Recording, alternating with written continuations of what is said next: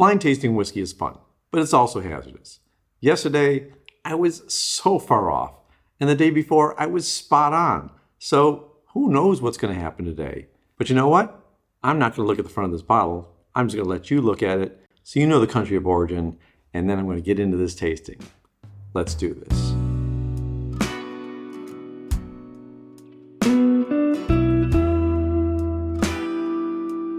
Welcome to Whisky Riffs from Palermo, Italy.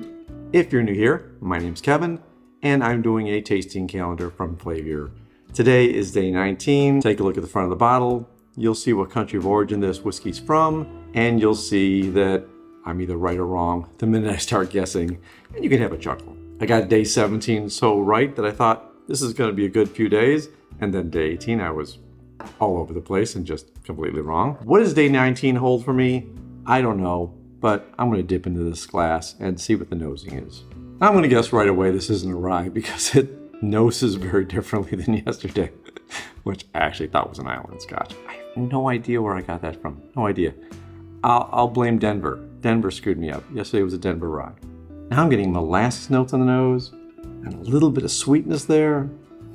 This is a much mellower nose than I expected. You know, when I told myself I wasn't going to go ahead and play mind games, I was going to just, trust my gut. But, this kind of smells like a bourbon. But now I'm doubting myself. I have no idea. It's a very mellow nose on this, though. So it's really hard to tell. It's kind of why I thought it was a bourbon, because it's not a lot of standout notes. Just very mild, a little bit of caramel, a little bit of sweetness, vanilla, and just a very calm, quiet nose.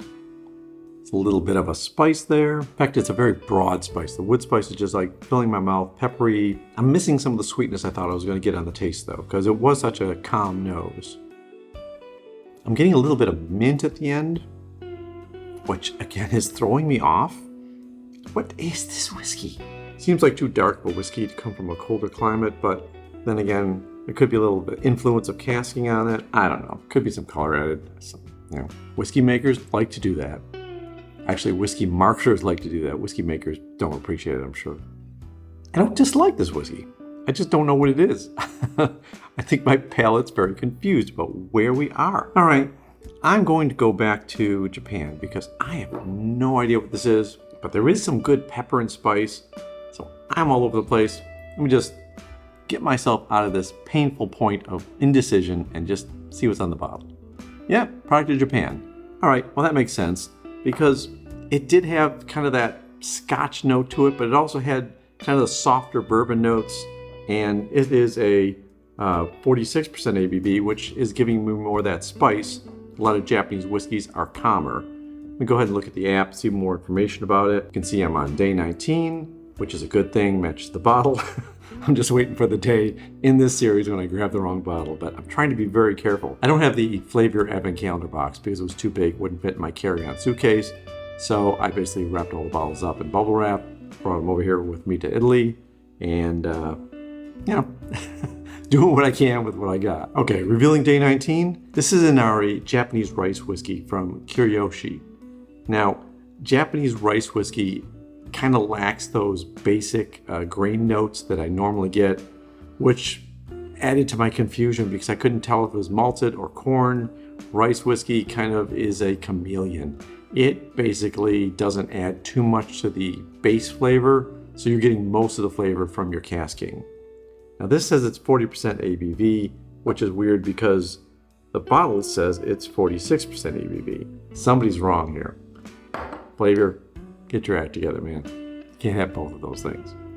Anyway, $60 for a rice whiskey that has no age statement. It's a little bit touchy for me. Again, I like Japanese whiskeys.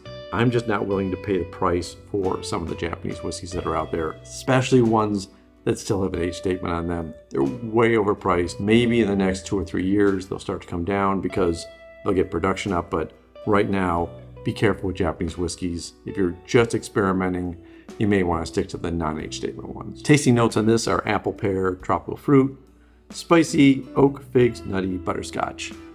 Yeah, some of that. It's distilled from 100% indica rice and matched with black koji. which is a special type of koji that can only be found in Okinawa. So this is aged in white oak casks, and that gives you kind of a different note to it, a delicate note. That's where you're getting the figs and the nuts and the butterscotch from, because you're certainly not getting a lot of notes from the rice. It's just not a grain that imparts a lot of flavor, which is why I don't often love rice whiskey, because I miss kind of those base notes of corn or barley. But you can get some interesting flavors from the caskings and from the finishing of rice whiskey. What are your thoughts? Are you a Japanese whiskey fan? Love to hear your comments about it. Are you a fan of rice whiskey?